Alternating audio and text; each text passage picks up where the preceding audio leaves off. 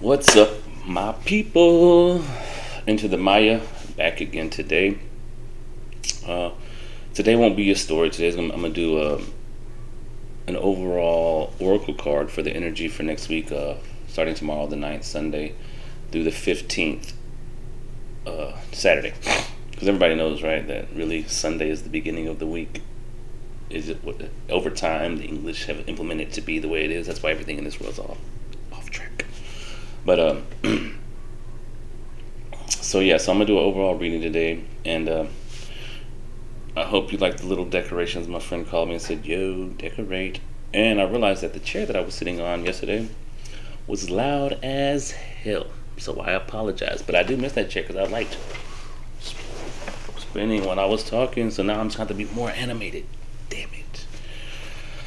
But yeah, so this is going to be just a little quick tarot reading for this for next week, for the energy, for the collective, for those that are like trying to grasp it and want to wake up and understand what the world's going on. And so I'm working with a little space right here because it's like a little makeshift setup that I have, and hopefully eventually I can make something a little bit better.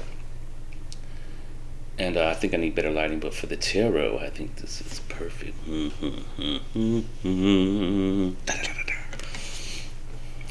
Oh yeah, so we'll get back to my story. I think I'll do that tomorrow. Give you a little bit more about my childhood and things that I was introduced to that played on my psyche. But yeah, okay, so let's get to why we're here, and it's the overall energy for next week. And I'm using the Earth Warrior Oracle deck, sticking with that Native American vibe, bruh. And I'm using 3 cards, so 1 card for that. And then I'm using the Deviant Moon Tarot, 3 cards to clarify the Oracle card, and then 1 card for the overall energy for the week. And so for the Oracle card, I pulled, I don't know if you can see that or not. That is the White Buffalo Woman, number 44. Hopeful Heart, See Her Sign. So I kind of already read the book on some of these, and this is kind of a new deck, so it kind of gives you like a lot of stuff, and like, oh my goodness, this reading to me was just like, okay, it's speaking to me, so I hope it speaks to you guys as well.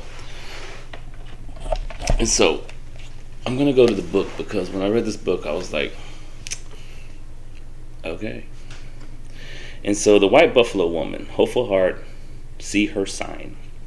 Have hope, for you are pure of heart. And White Buffalo Woman appears as the divine sign of rebirth and harmony. Rebirth and harmony is the phoenix rising out of the ashes. She is the way shower who lives as one with Great Spirit. She teaches the practices that will free and empower us all. She heralds the birth of divine upon a new earth. She heralds the birth of the divine upon the new earth, and that's what we're trying to do. So we need to tap into this woman right here, for real. You are held in her heart, and you will recognize her beautiful grace of spirit in your own. All right, so it says in the reading that this oracle signifies hope and reunion after a challenging or dark time. There will be harmony and a coming together in the sacred purpose after putting pain or conflict behind you. A birth of something pure and true shall happen under the auspices of Great Spirit. Sorry. So, hope you got the meaning of that. Forgive yourself and others, and lay claim to the purity and goodwill that is in your heart's true nature. Spiritual blessing is bestowed. Your actions are in according with heaven. Complete release and renewal shall take place. The good and true will triumph in the end. Have faith, for your prayers are being answered. All right, so we are learning how to balance. Like, if you watch my first video on the first episode of Enter the Maya, I talk about bringing balance within ourselves. You know what I'm saying? And so, like, this is just like perfect. You know what I mean? And so it's a spiritual guidance in the Native American tradition. The Saxless Mother, the White Buffalo Woman, is a symbol of rebirth and spiritual promise. The story of her coming tells of 2 young men who witnessed her divine radiance. One watched with appropriate awe, whilst the other simply desired white woman's body and stretched his hand out to touch her. His disrespect cost him his life as lightning struck him down, just as the correct recognition afforded to the other man spiritual blessings. Okay, so what that is telling me is that the spiritual truth of the pure heart's desire that we want has to come from a pure heart. You know what I'm saying? We can't be so carnal. Like we want our spiritual gifts to come to us, but we can't just use our spiritual gifts to obtain monetary things. You know what I'm saying? It has to be for spiritual enlightenment in us, so we can become a better person. And so that person has to be struck down dead. That one, you know what I'm saying? The one that's like, oh man, look at that fine ass chick right there. She's a goddess. Let me rub our hands. I was like, no, you got to look at her in the awe and the goddess and the beauty, divine, feminine that she is. You know what I mean? You have to look at her and just be in awe, like, oh my goodness, like she is legit, 100% legit, bro. Like, you know what I mean? And so,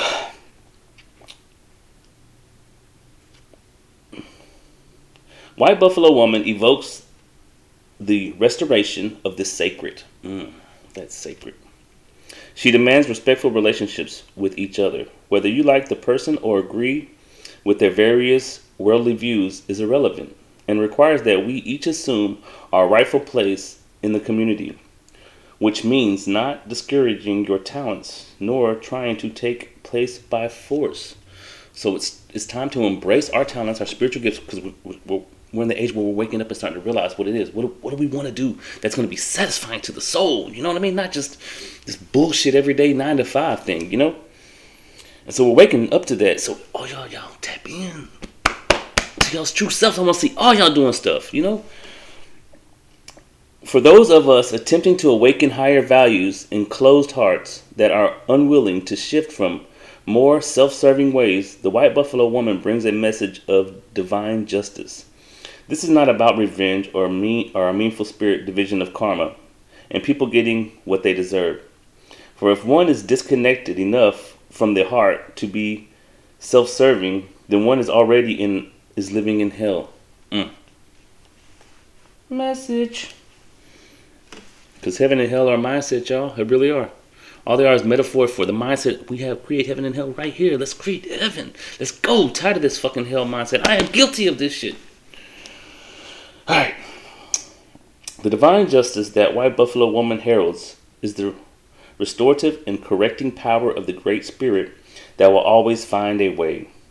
If Great Spirit needs us as an unlikely candidate to do that, then it will.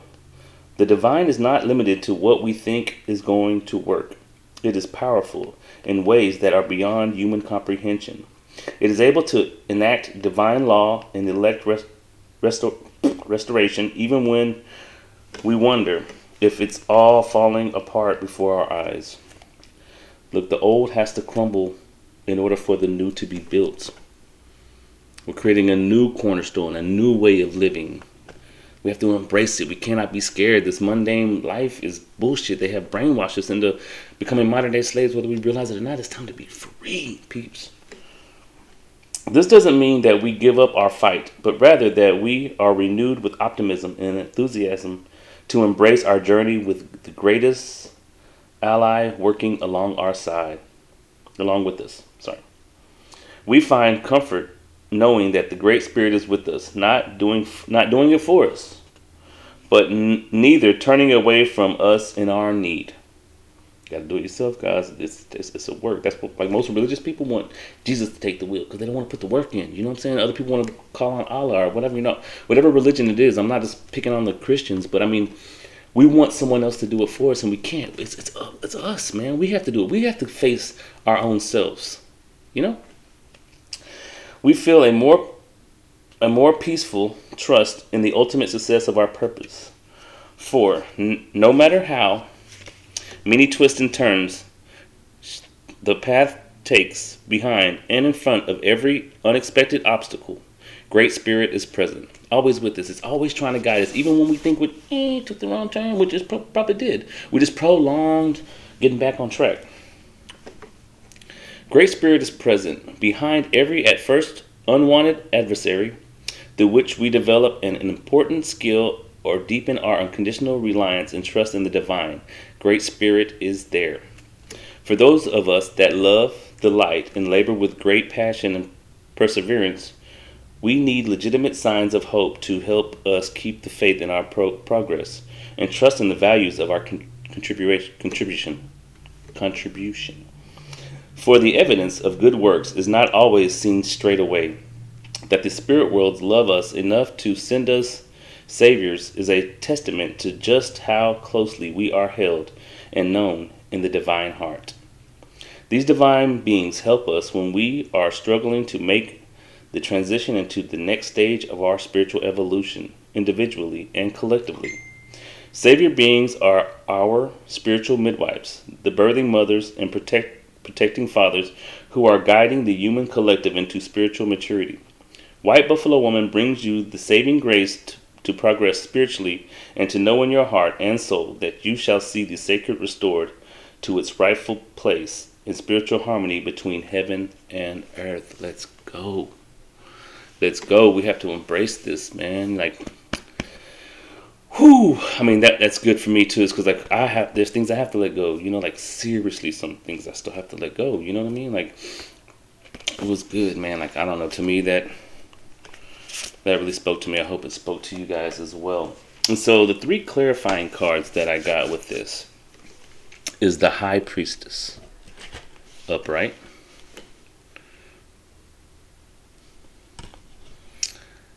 And the High Priestess ties right into this, because this is what we're stepping into, guys.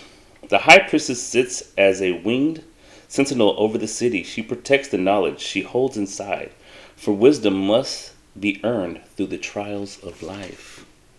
All the pain, everything that we had to experience, all the trials are getting us to this point to where we are stepping into our roles, you know? And we are doing it with security. And so this is what it brings to us. It brings supreme knowledge, intuition, a woman's wise beyond her years, and virtuous and scholarly. So, with the White Buffalo and the High Priestess is telling us we have to embrace this stuff. We have to get rid of the stagnant energy that we are leaving behind us. You know what I'm saying? We have to get motivated spiritually, learning this balance. And then we have other clarifying card of the Two of Wands. Two of Wands. Fire. Okay, so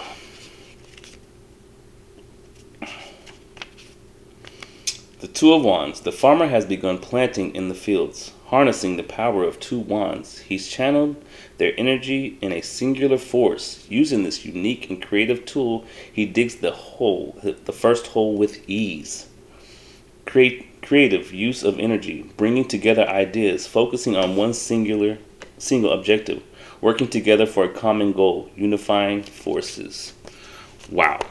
You know what I mean? Like, with the White Buffalo there, it's time, man. Like, we have the equipment that we need. The Spirit's trying to tell us we got it. Like, you know, we have to learn how to channel this energy that we have to make our job easier and not difficult. We can't fight it. You know what I'm saying? The 2 post hole diggers, see, as he's planting the seed, is way easier to use than a shovel. He's learning how to use both hands in the process and getting the best results from the energy that he's putting out.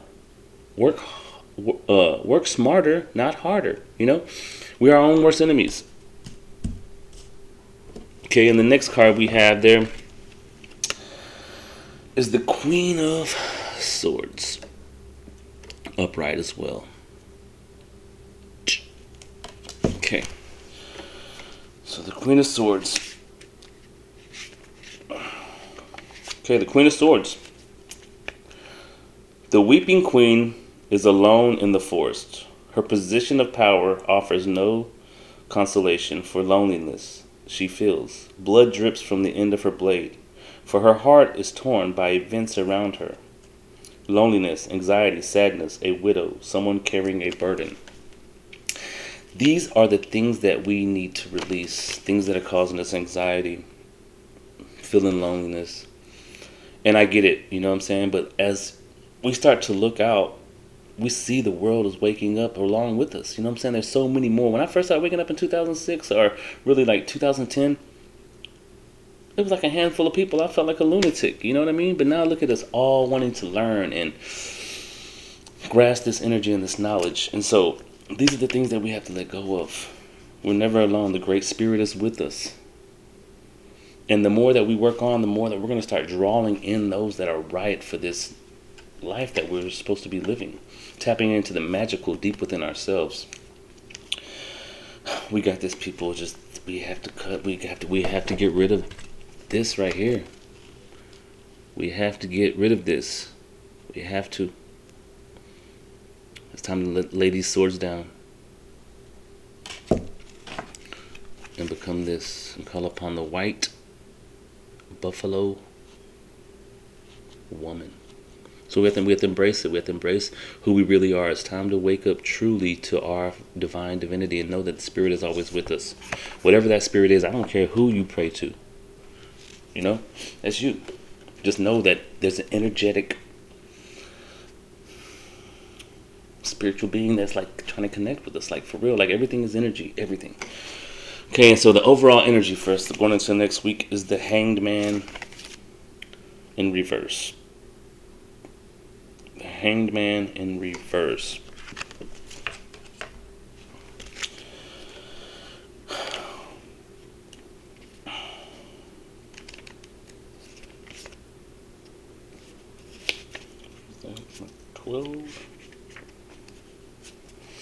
A citizen hangs suspended in limbo.